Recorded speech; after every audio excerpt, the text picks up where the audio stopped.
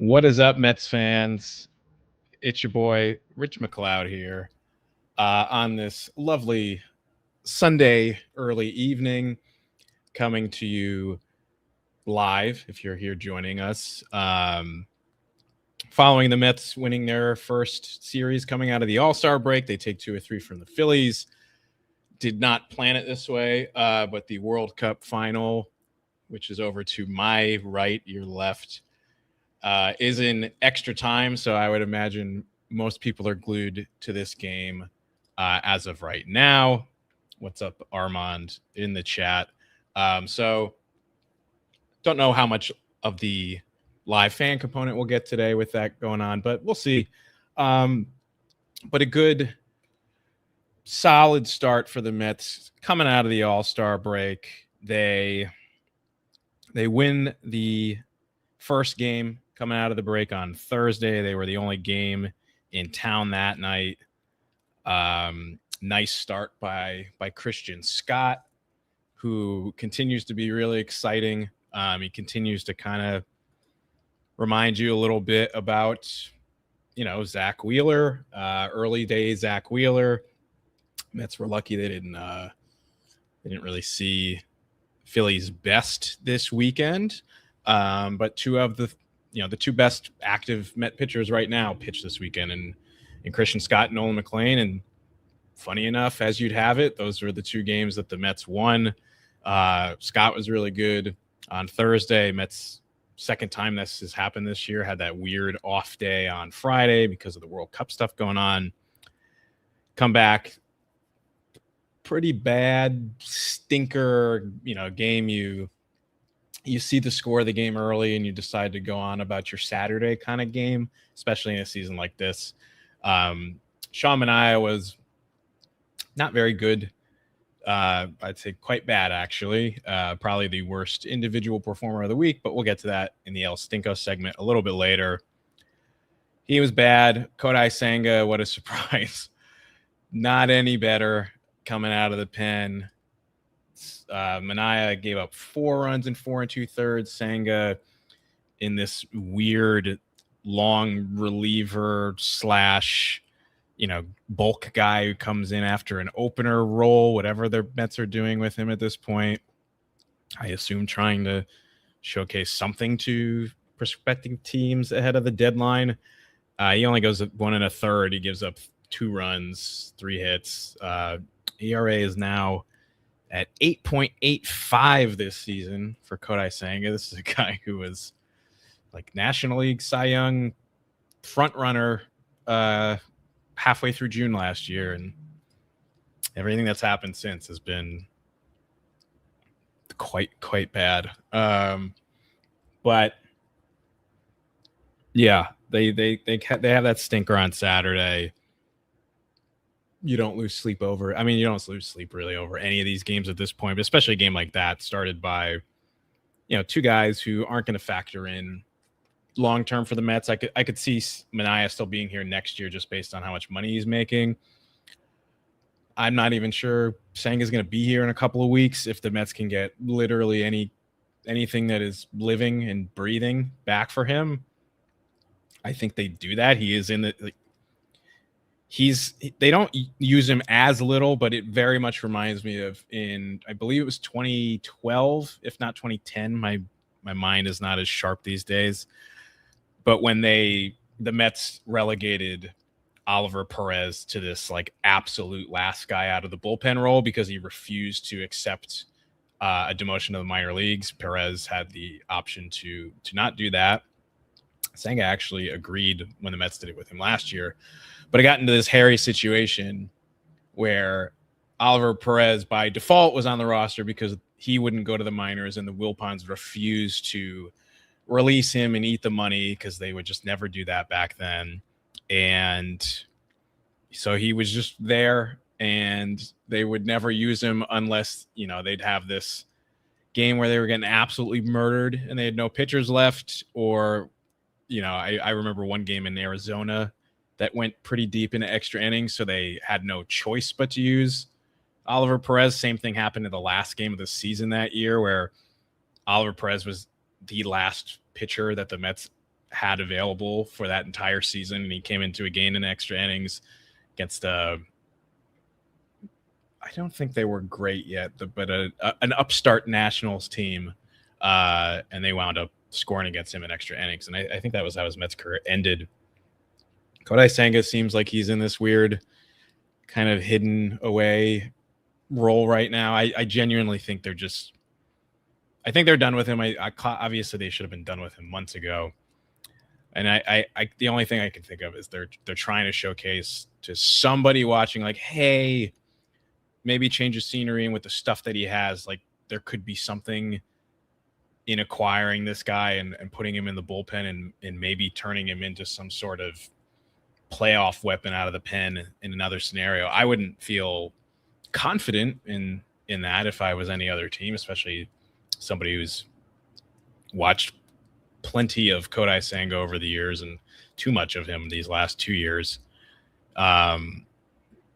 But I think that's probably what the Mets are doing with him, and I have a hard time believing that Senga is going to be on this team past August 3rd, which is the trade deadline this year. There's been a lot of trade deadline talk. For the handful of you that are watching this live on our YouTube, I assume everybody watching this live, since most people are watching the World Cup, are already subscribed. But if you are watching this right now and you're not, please hit that subscribe button, hit the like button, do all that super fun stuff that every YouTuber asks you to do. But it genuinely does help us out. But if you are here in the live chat right now on YouTube, if not on our Twitter, which you can interact with us as well. Boy, my brain just went completely blank. But I'm going to want to hear from you guys on some of this stuff, specifically the Lindor thing. And I know we've talked about it a lot lately. I had a segment about it in last Sunday's main recap show. Me and Michael Barron on our Patreon podcast that came out on Saturday morning, we spoke about this for about 10-15 minutes. I've been pretty vocal about it on Twitter these last few days. My mentions have been a mess, but this Francisco Lindor thing continues to be the main discourse surrounding the Mets right now, to the point where, and you'll see it in the episode title this week, it's really divided this Mets fan base in a way that I struggle to remember the last time it seemed like Mets fans were going at each other's throats to this extent. It happens often. Fan bases get contentious with itself pretty much every year, but especially in these kind of like high stress moments. And this season has been such a disaster, and it's been such a disaster for so long. I think that people have been in this dark place with this team for quite a while, so it's resulting in people maybe getting at each other's throats a little bit more. But I struggle to remember the last time that this Mets fan base felt this divided, and it's really just about these Francisco Lindor, and I wouldn't even call them rumors, but just the talk from mostly the fan base and some reporters, again, not in a reporting aspect, but in an opinion way, of just trading away Francisco Lindor. And it's just been, I don't know how much more I want to talk about it, but at the same time, if this is what the majority of Mets Twitter is talking about right now, what writers are talking about, it's really on everybody's minds. We also can't ignore that. I just don't want to, repeat myself too much. And that's my very strong opinion, that while Francisco Lindor has had a bad year, albeit he's played in, I believe, 42 games now this season. So I think we should heavily caveat that people act like this is one entire bad season. And even then, I think they would be reacting too strongly after one bad year. But it's really been like 5 bad weeks for Lindor that have just been stretched out over this first half, and now one series into the second half, because of the injuries that Lindor has had, which is pretty uncommon for him. Like, this guy does not ever miss time. He has had what, 2-3 different seasons where he's played over 160 games. He's had 7 seasons where he's played on over 150. So for him to basically miss half, I think maybe even a little bit more than half of the Mets games in the first segment of the season is incredibly unlike him. And I don't think these injuries are necessarily due to his age. I just think it was bad luck with the hamate bone, and then he pops his calf. Juan Soto, who's obviously 4 or 5 years younger than Lindor, winds up popping his calf a few months before he does. So, you know, I don't want to attribute it to his age necessarily, but, you know, he's been bad. He has a great game on Sunday. You know, people will be much more quiet about that now, I'm sure. But, you know, he's had a bad year, but I don't know, man. The discourse, I think, right now is so in a bad place, and I think there's been a lot of discussions and debates made in bad faith around this Lindor thing, where it really feels like Lindor derangement syndrome to me, where some people, for whatever personal reasons, a lot seems to be politically motivated from people who for years were saying keep politics out of sports. Now it seems like they want to run Lindor out of town because of what his wife does with the mayor of New York City, which I think is completely ridiculous. And I think, honestly, it completely invalidates your argument immediately if you bring Lindor's wife or politics into this at all when you're talking about why you want to get rid of Francisco Lindor. I immediately no longer take you seriously, and I think that you're kind of a fucking idiot. So regardless of the politics of it all, and again, I think there's much worse things, you know, that Lindor could have. You know, Lindor is probably the best shortstop in the history of this team. The second best shortstop in Mets history is Jose Reyes, and, you know, that guy had a lot of, you know, some domestic violence issues, and, you know, I'd much rather Lindor be liberal than beating up women. So I just think that if that plays into your opinion on why the Mets should get rid of him, and I think that it is playing a role for a lot of people who don't want him around anymore. It seems like they don't like him for these politically or just weird personal biases reasons. And I don't understand it. Even if you're tackling this from a strictly baseball perspective, I'd love to see what you're looking at that tells you that getting rid of Lindor is going to make this a better baseball team in the immediate future or even in the long-term future. We went through it in last week's podcast about these teams that trade these superstar players rarely get the value, the actual value for these players back. And even if they do, there's not many examples of it leading to actual tangible wins. We talked about the Mets getting Lindor from the Guardians and how bad that package was, and that was when Lindor was at the peak of his value. We talked about the Nationals post-Juan Soto trade. They got 2 superstars. They've gotten better, and yet they're like 70-plus games under 500 since that trade was made, and even in this year where they've been better, they're still under 500, at least going into the All-Star break. So I don't see the baseball reasons, and I don't respect the non-baseball reasons.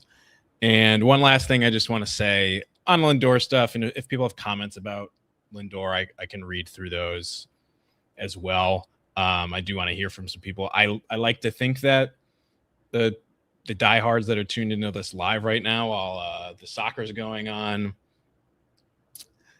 already feel this way, but you know, I want to get the opinions from people on Lindor, and if somebody in here has an opposing opinion, I'll certainly read it and engage, as long as I think it's not inappropriate. But I'm not going to agree with it. I don't really respect it. And, Lindor, not only does he go 3 for 3 with a homer, a double, 3 RBIs, 2 walks, gets on base all 5 times here on Sunday to help the Mets beat the Phillies. But, long term, these people who are like, get rid of Francisco Lindor.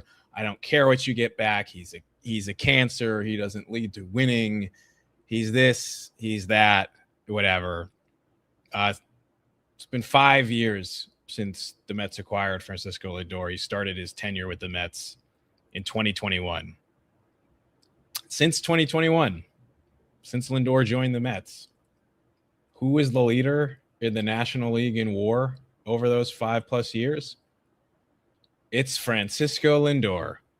He's got I had the tweet up before.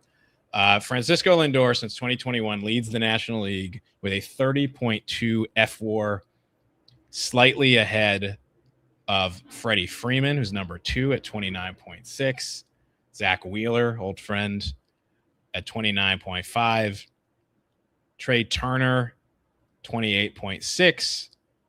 Mookie Betts, 26.4. And then finally Juan Soto, who wasn't even in the NL in one of those seasons, which is kind of amazing, is 6th at 25.3. This is one of the best players in the game. Even with the struggles this year, he has been the most valuable all-around player in the National League over his entire tenure with the New York Mets. That's in a league where Juan Soto has played, and Mookie Betts, and Shohei Ohtani, Freddie Freeman, all of these superstars. But it's Francisco Lindor. And yes, you can say, well, they've only made the playoffs in 2 of those 5, going on 6 years with Lindor here. And, to some extent, I guess you could say, yeah, that is true, especially what happened with this team last year. But also go look at this the history of this Mets team. They don't make the playoffs very often. 2 times in, 2 times out of 4 years at the time. And it should have been 3 out of 4. Is a pretty big deal for this team. Getting to the NLCS in a year where they were definitely much greater than the sum of their parts is a big deal. Francisco Lindor in 2024 hits the home run in the 9th inning while trailing to get the Mets to the playoffs in the first place. They very well could have been eliminated from the playoffs on the final day 2 years in a row, if not for what Francisco Lindor did in Atlanta 2 years ago. Not to mention his performance in the playoffs, specifically the grand slam against the Phillies, again when trailing in a playoff game. And if Lindor doesn't hit that grand slam, I don't know if the Mets win that baseball game. And if they don't win that game, they have to go back to Philadelphia on the road against Zach Wheeler in a winner-take-all game. Lindor saved them from that fate and sent them to an NLCS. Like, this guy, if you want to talk about the eye test, if you want to talk about the analytics, if you want to talk about the classic stats, if you want to talk about just number of big moments and highlights that you can remember, he has all of it. And I just don't understand the moving of the goalposts and the twisting and contorting that people are doing to somehow justify these opinions that this guy isn't a winning player and he shouldn't be here, and the Mets would just be better off if simply by losing him for nothing. If people genuinely think this, and I just don't. I don't agree with it, but I just think it is completely and utterly ridiculous and founded in essentially nothing other than agendas and biases and narratives and other reasons as well, involving race and politics. And if you disagree with that, then that's fine. But it is what it is.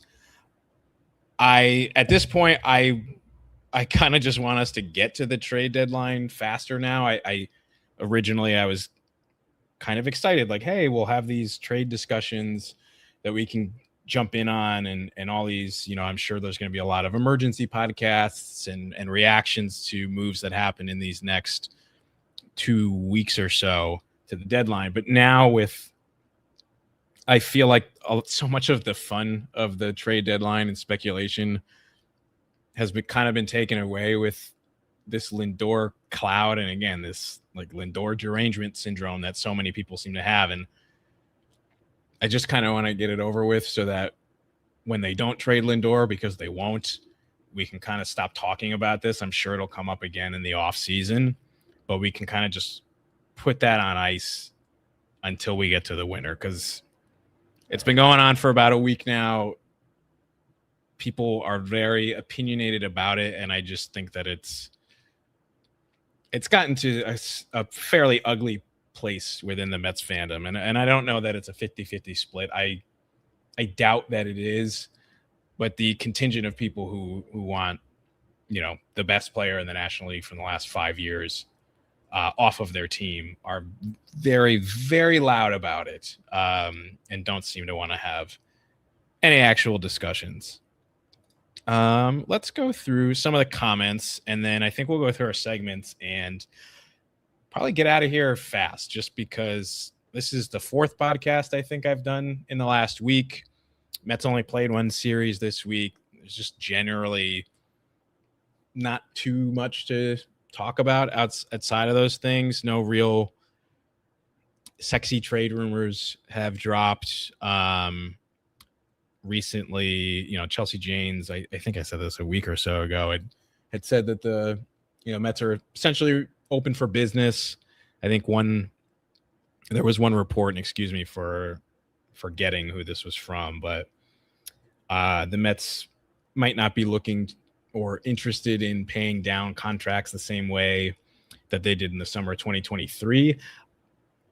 My initial reaction to that is kind of, you're kind of like, like that doesn't sound great. Is the owner getting cheap? But then I don't know. When you really think about it, most of the guys that the Mets would trade are not really under control past this year. And the ones who are, other than a Bo Bichette, who I still think is going to opt out, are on these like big money deals where it would be necessary for them to do that.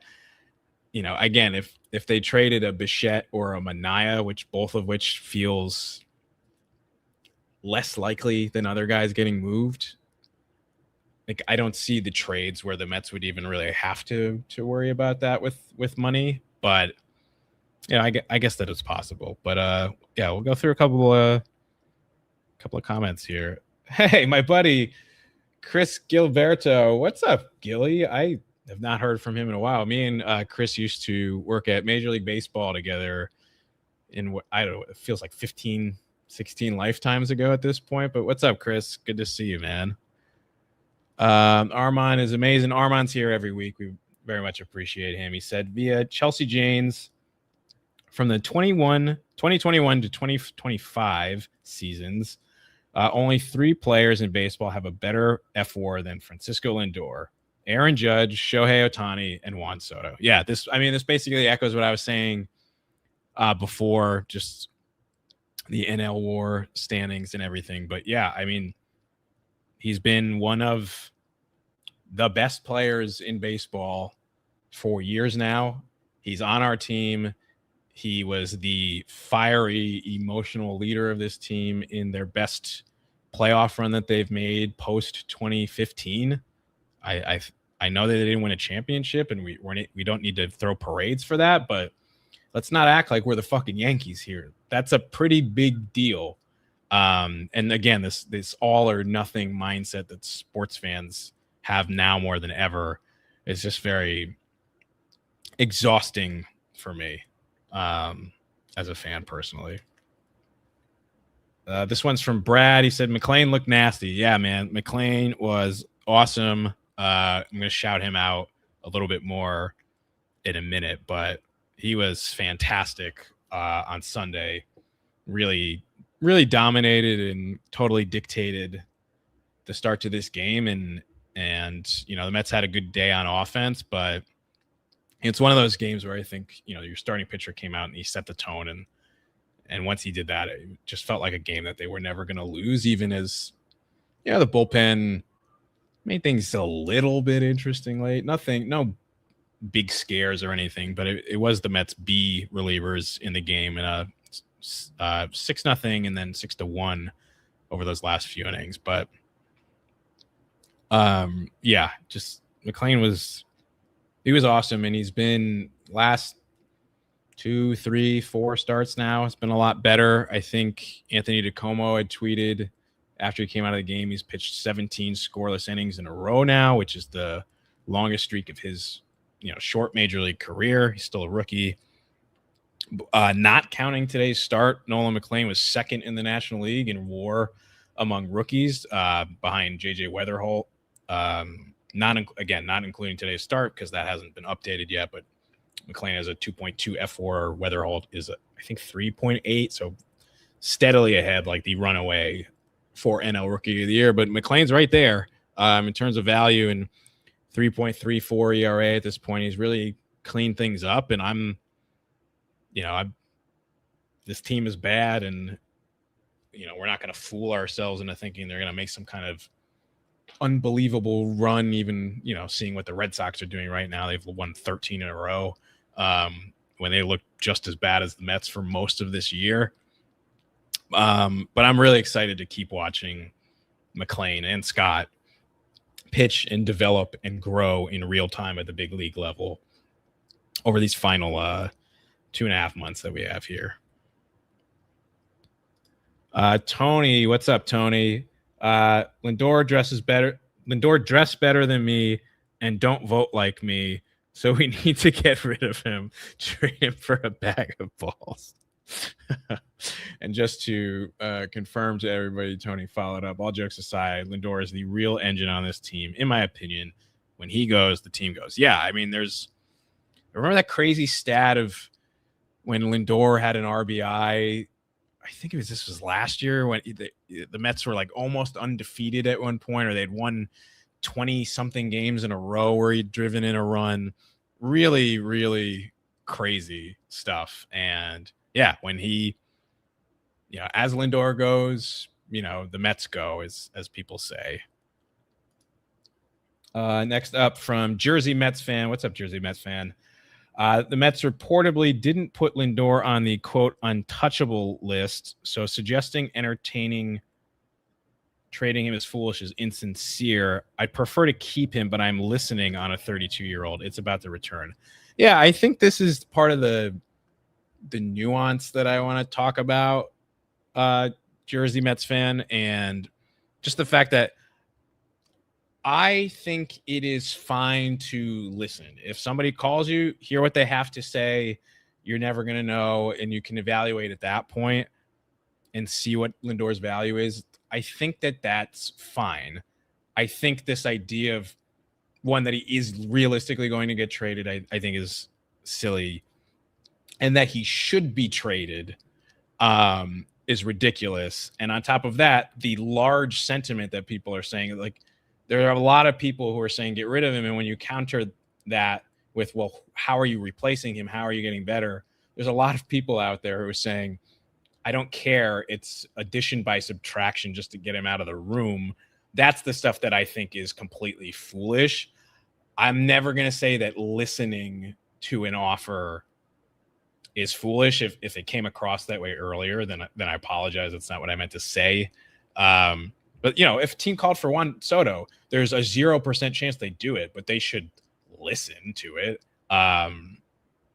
You know, that's how I feel. So I think we're in agreement here. Yeah, I would listen, but I can't imagine a single offer that would be made to the Mets that would make any rational person say you absolutely have to do that. Elvin Solano says, Cool Hand McLean, a.k.a. the new Nolan Express. Nice.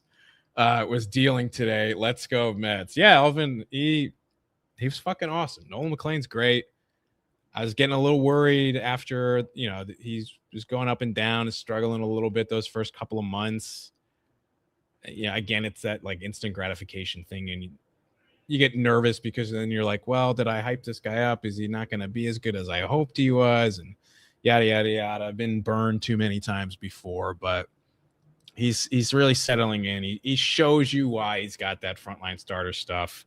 I had Ernest Dove on the Mets Prospect Guru the other day, and he still raved about McLean, said he has got some stuff to, clean up with the walks and certain things with his arsenal and his delivery.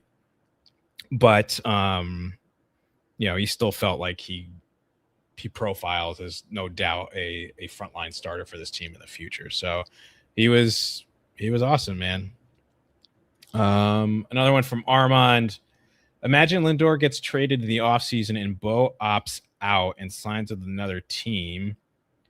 Wandy and Pena are 4 years away. Mets are screwed and don't have someone to replace Lindor's 30-30 production. Yeah, it's the thing that makes this fall apart anytime you talk about it with anybody is, okay, but how are the Mets replacing Francisco Lindor?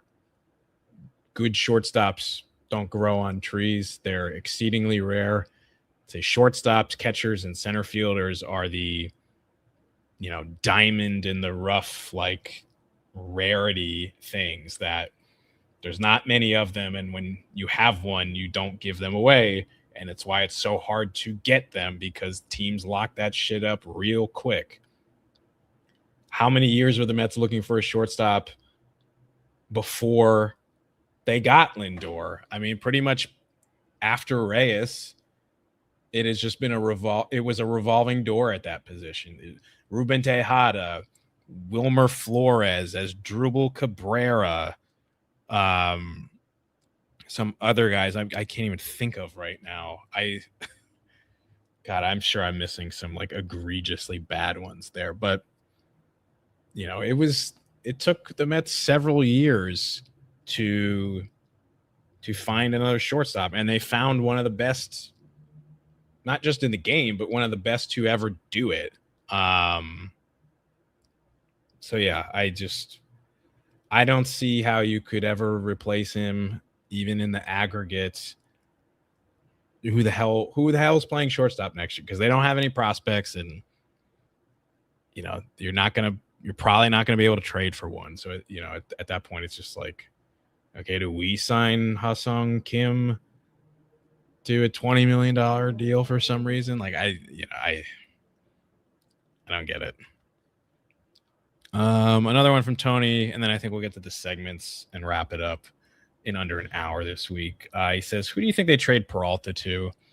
Yeah, I mean, Peralta continues to be a weird thing because teams need pitching, and I mean, teams always need pitching, but there's some contending teams that definitely need pitching this year, and starting pitching specifically.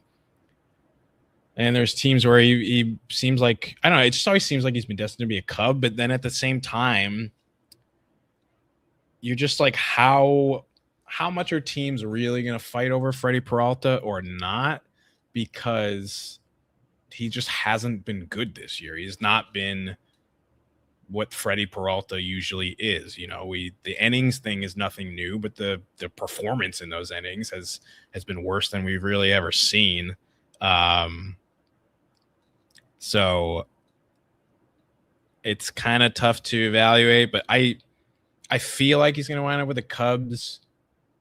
And honestly, I could see him winding up with the other Chicago team, with the White Sox, if they really are interested in kind of sort of going for it in a weak American League.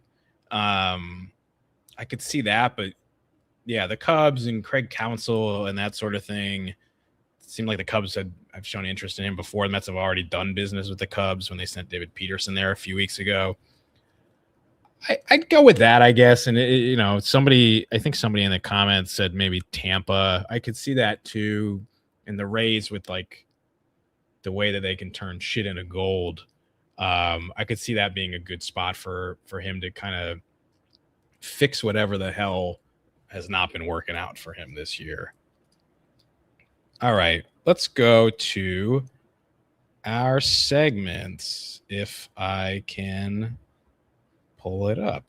Yes. Okay. So we're going to go right into our curtain call.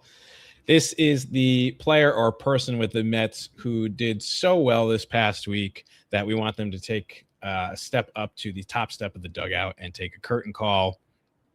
Mets only played 3 games this week. Juan Soto, I guess, technically played in 4 because he played in the All-Star game and he got a hit. I think it was just a single, but yeah, Mets been 2 out of 3.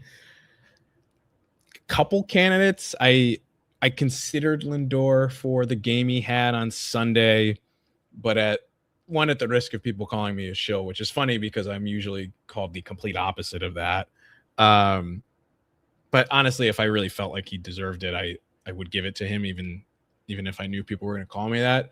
It's really just because of he didn't hit very much the first 2 games, and he made the bad error on Saturday. So just enough of a blemish for me to not give it to him, despite his huge game in the finale of this series.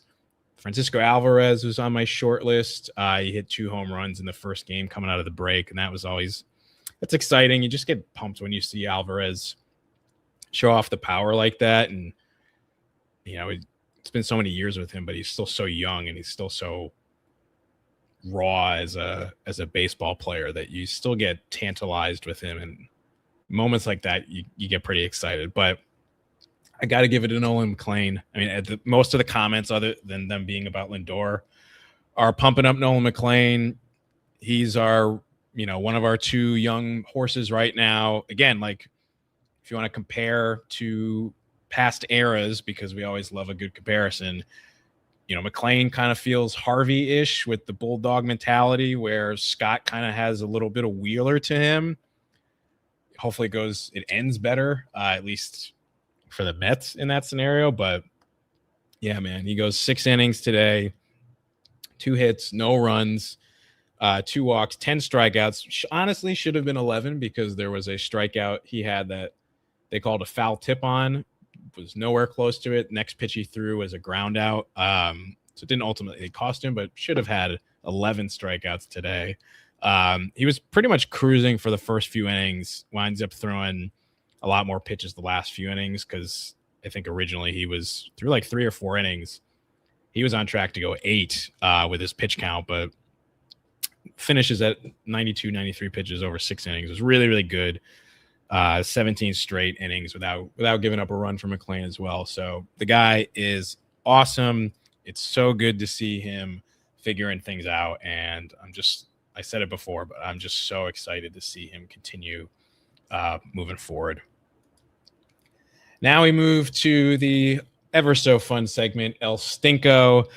This is the player or person with the Mets who did such a bad job over the last week that it made Keith Hernandez whip out a big old fat El Stinko on the broadcast. Always plenty of candidates for this, especially in a season like this.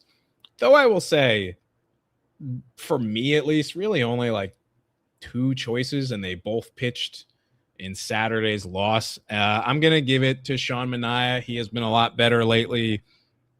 But in the same way that Christian Scott and Nolan McLean set the tone in a positive way on Thursday and Sunday, Sean Manaea set the tone in a very negative way on Saturday, where you just kind of knew right away, like, yeah, this game's probably not worth tuning into. Manaea went 4 2/3, gives up 7 hits, 4 runs, all of them earned, a couple of home runs too. Just not what you want, not very good. Senga is the runner-up for the El Stinko this week because we mentioned him earlier, but he comes in and just made things worse. Gave up a couple of runs. But yeah, Manaea, despite him pitching better lately, I'm pretty sure I gave him the curtain call maybe 2 weeks ago. Something like that. Just not good, and kind of reminds you like, yeah, like very much a questionable starter on the team at this point. Is really just making these starts because they don't have many other options at this point. And most of their like all of their best options right now are the young guys that are already in the rotation with McLean and Scott, and now even Zach Thornton. So, Manaea is going to keep making starts, I think, for majority of the season, and probably will continue to be pretty up and down at this point in his career. Last up is our weekly predictions segment. I continue to dominate this. I've just won for, I think, the second straight week. So the season standings now, 12 wins for me, just 4 wins for Andrew. I've won 2 straight since he had won 3 in a row. So we've leveled out here. Obviously, Andrew's still, I forgot to set this up at the top of the show, but Andrew is still finishing up his big summer Knicks duties. He's been doing stuff with Fanatics Fest this weekend. The previous week, he was in Las Vegas for Knicks Summer League, but he will be back in the next few days. But got his predictions for the week, so don't be worried if you keep track of such things. This week, the Mets play 2 series. They will go to Milwaukee starting on Monday. They play 3 at the Brewers. They're off on Thursday, and then head back to Citi Field where they play 3 games against the Dodgers over the weekend. So 6 games total. Very difficult opponents, and that's just going to continue because I saw a tweet the other day. It said, despite how bad the Mets were in the first half, they actually have the hardest schedule in the second half of the season for any baseball team. So could potentially get worse, though. They did win 2 out of 3 against a good Phillies team to start the second half. Despite the good start, this is still this 2026 Mets team we're talking about. So I'm going to go 2-4. It's tough to see them winning more than that against these Brewers and Dodgers teams, which are just like really, really good baseball teams year in and year out. I see Tony in the chat says 4-2. I appreciate the optimism. Would not mind seeing it, but I don't see it happening. I would love to be wrong there. I did for a half second think about, maybe I'll upgrade to 3-3 instead because they just beat the Phillies and they actually look pretty good doing it. But no, I'm not going to make that mistake. I'm going with 2-4. Andrew picked 1-5, so 3-3 was right there for him. But he went with the more negative one. Again, how could I possibly blame him with the way that this season has gone, and being negative about the team this year is proven to be right more often than not. So I understand the selection by him, and we'll be looking forward to chatting with him about it soon. Well, thank you guys for tuning in for this a little bit shorter edition of the Just Mets podcast, our weekly recap. Tony says, I'll pull this one up before we sign off.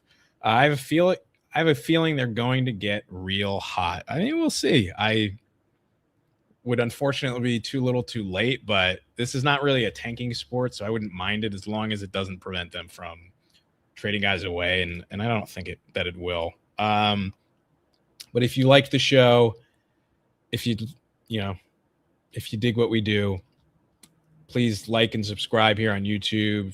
If you're watching on your phone, you can hype the video. That helps us out in the fun algorithm. If you're listening on any of the podcast apps, Apple Podcasts, Spotify, Google Podcasts, all that stuff, please make sure to subscribe, download, rate, and review. If you give us a 5-star rating and review, we will read it live on the podcast and shout you out. We really appreciate everyone's support as we continue going through a pretty tough season overall, but happy to at least start the second half on a good note. Excited to see what happens with the trade deadline in these few weeks. Again, I think the Mets are going to make quite a few moves this year, so I could see a lot of emergency reactions and podcasts coming up. Until then, Andrew will be back. He will be taking the midweek show later this week. I don't think I will be on the weekly recap next Sunday because I will be spending about a week in California for my actual job. So Andrew might be covering me. So it might still be another 2 weeks until the band is fully back together. But we'll keep you updated there. If any moves happen while I'm gone, I'm, maybe if it's after my working hours out there, I can pop on a quick pod or something like that. But we'll play it by ear. Thank you guys for listening. Thank you for watching. Appreciate you all. Let's go Mets. And as the great Gary Cohen says, we are out of here.